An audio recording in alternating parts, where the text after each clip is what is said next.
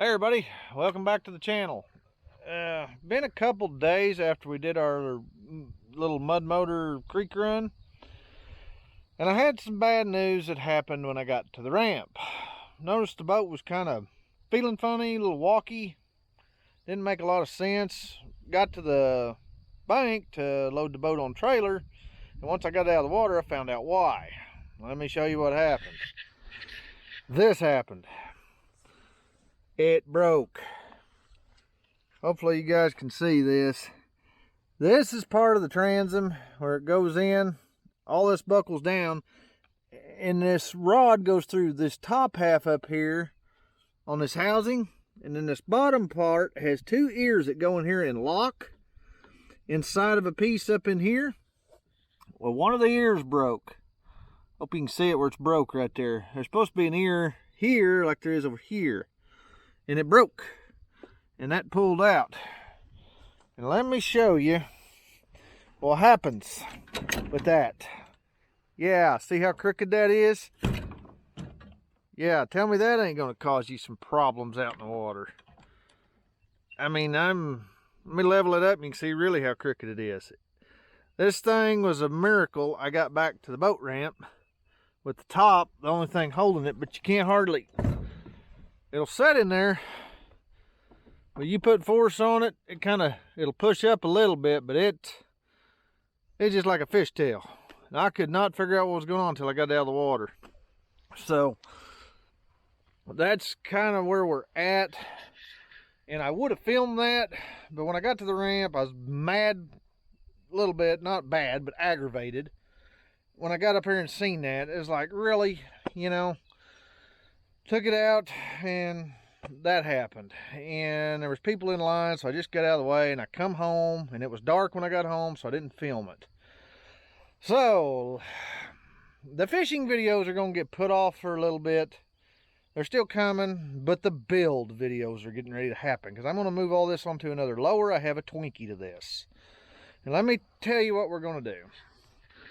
This motor, I'm going to set this in the corner. I'm not going to do away with it, but I'm going to put it up. These Briggs & Stratton L-head engines, you got a piston on this side and a piston on this side. And these things are really good engines. I've had them on other stuff. But when it comes to torque, these things are just an unreal beast of what they carry. It is insane how much torque this thing has. I mean, I've broke both sides of this, and I was holding on to this, mind you, to stop it. And with the rubber, and what it's doing, it's just breaking stuff inside, even with me getting a death grip on this handle. And it's just destroying it. It's ripping it apart. Now I got other lowers.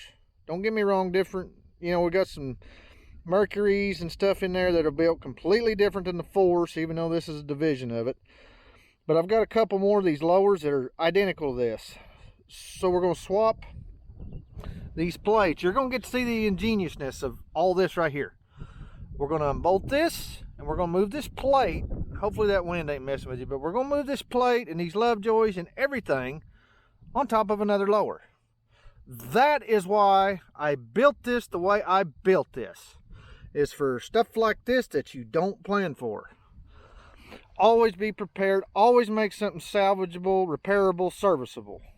That's just from a lifetime of experience. But we can take this little Allen screw out, pull these 4 bolts and some wiring, take this motor off.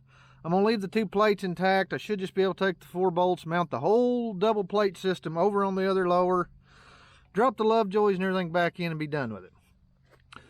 But this engine is not going back on this, at least not yet.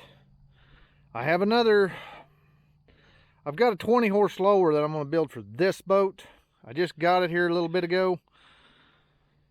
And I may put this back on it. If not, I also got a hold of a 19 horse Kohler single cylinder, which has 1 more horsepower in a single cylinder.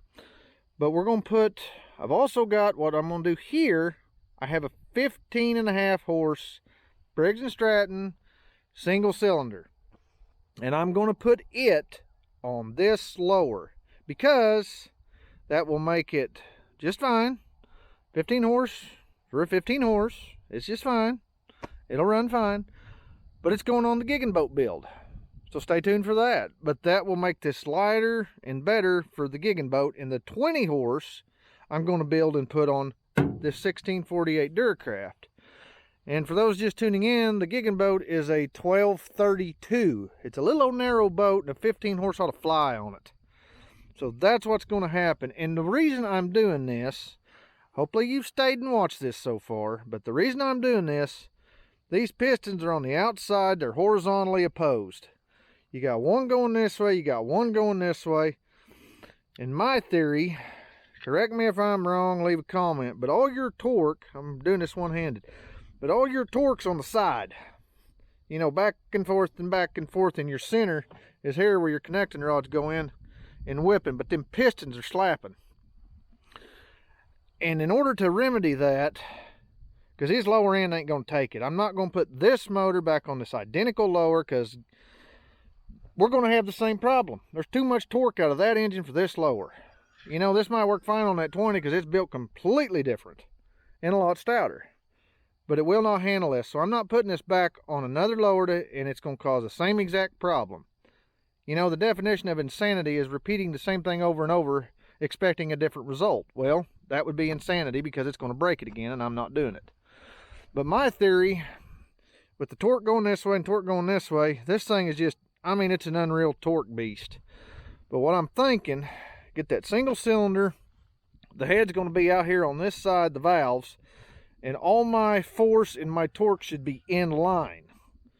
I'll have a little bit side to side, but I won't have nothing compared to what this thing puts out.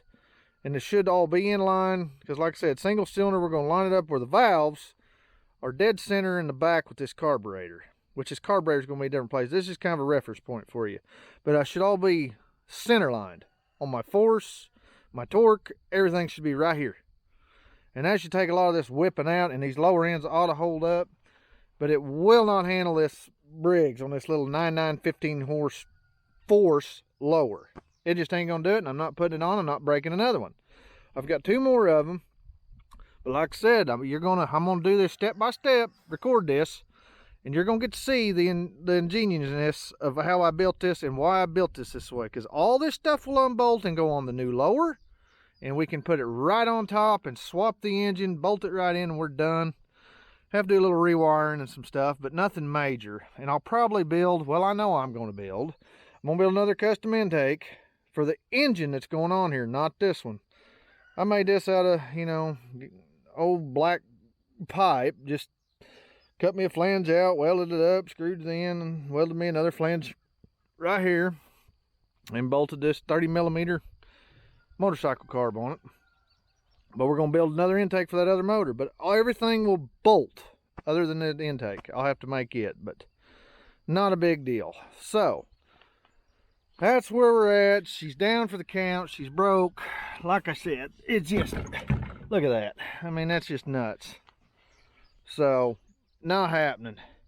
And like I said, I'm not going to put that same motor back on there and expect something different, because it's going to break it again. So, we're going to put the 15 horse Briggs single cylinder on top of this little bracket setup I made on top of another lower. You're going to get to see all this swapped and a different engine put on. So, just kind of let you know where we're at. I wasn't very happy about that the other day, so kind of a talking head video. But, you know, I kind of want to cover this stuff for you guys, because I'm sure you're watching my channel and know how to do this. And we're going to cover a lot of this stuff.